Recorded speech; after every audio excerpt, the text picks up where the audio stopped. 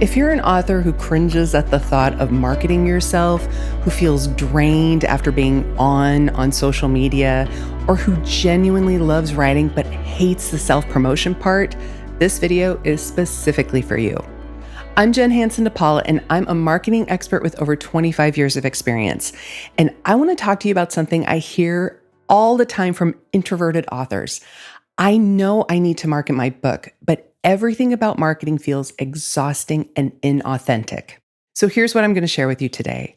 Why most book marketing advice is designed for extroverts and doesn't work for you, the specific strategies that let you market your book without draining your energy, and how you can create compelling content without ever showing your face if that's not comfortable for you. Because here is the truth. You can absolutely sell books as an introvert. You just need to do it your way, not the way everyone else tells you to do it. So let me describe what probably happens when you see marketing advice for authors. Someone tells you that you need to be on TikTok making videos. You need to go live on Instagram. You need to be engaging in comments and DMs consistently. You need to be at networking events. You need to have this big, outgoing online personality. And for you, every single one of those things sounds exhausting, not just uncomfortable, but actually energy draining. So you either force yourself to do it and end up burnt out after a week, or you just don't do it. And then you feel guilty because you should be marketing your book, but you can't bring yourself to show up in the way everyone says that you're supposed to. So here's what you need to understand. There is no one right way to market your book. The strategies that work for some authors might completely drain your energy and feel inauthentic to who you are. You recharge in quiet. You prefer depth over breadth. You rather have one meaningful conversation than 10 superficial ones. And the thought of dancing on TikTok or doing daily Instagram stories makes you want to hide under your desk. The problem isn't you. The problem is that you're trying to follow the marketing strategies that go against your natural energy and personality. What you need is a marketing approach that works with your energy, not against it. One that actually sells books without requiring you to become someone that you're not. Before I dive into what that looks like, I want to offer you something that I think will really help.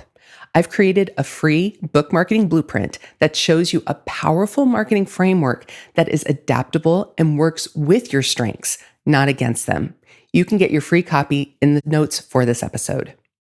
Okay, so here's the first strategy. Use your strength as a writer to market your book through writing. If you're more comfortable expressing yourself through written words than on video, lean into what you're already good at. This means things like writing a blog or Substack posts that connect to the themes in your book. If you wrote a mystery novel, write about the craft of writing and creating suspense. If you wrote a self-help book about boundaries, write articles about specific boundary challenges people face. It means building an email newsletter where you can have deeper conversations with your readers at your own pace.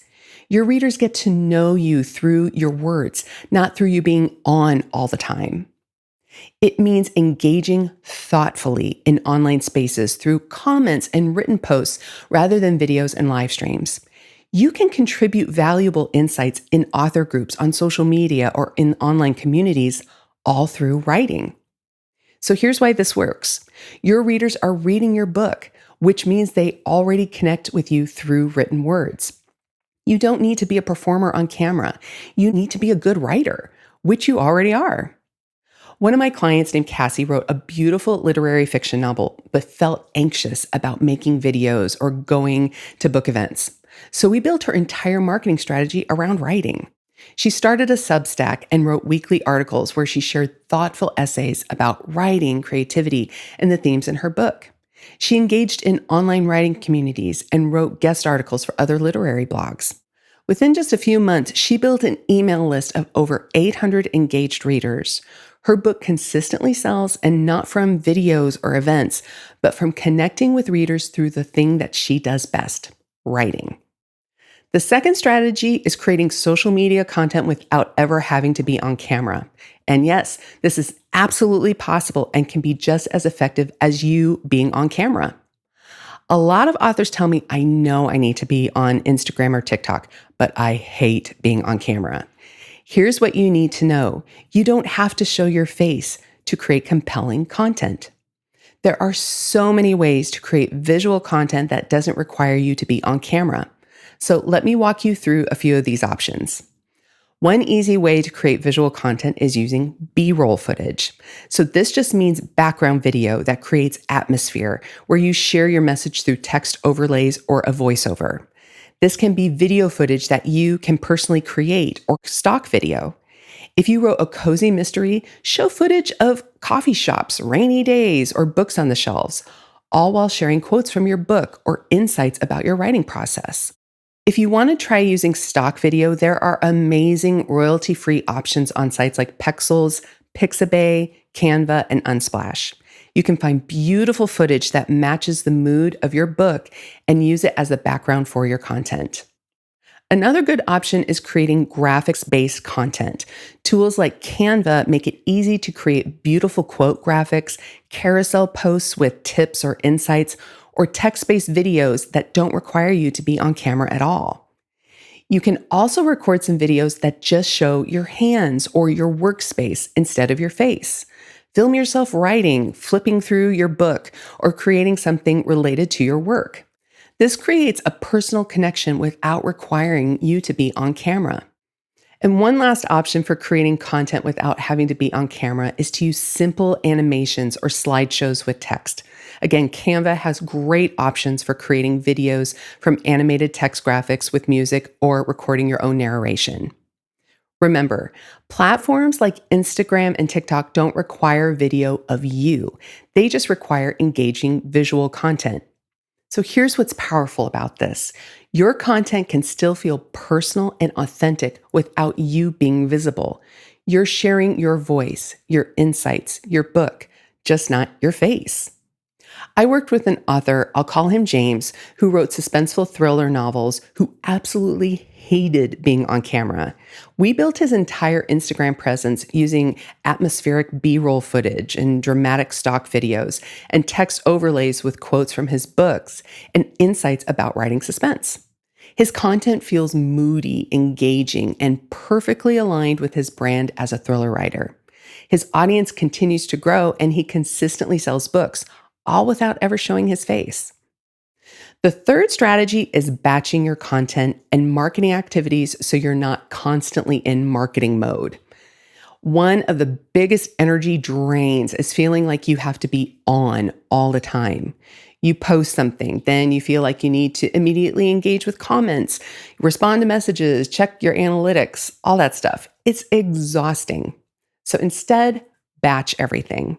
Set aside specific blocks of time to create content, then schedule it out. You might spend 2 hours one day creating a month's worth of social media posts, then schedule them all in a free tool like Meta Business Suite or Later.com. Do the same with your email newsletters. Write several at once when you're in the writing zone, then schedule them to send out weekly or biweekly. Set specific times to engage with your audience, maybe 15 minutes in the morning and 15 minutes in the evening, rather than feeling like you need to be constantly available. This approach really lets you control when you're in marketing mode versus when you're in writing mode or recharge mode. You're not constantly context switching between creating and promoting, which is incredibly draining for introverts.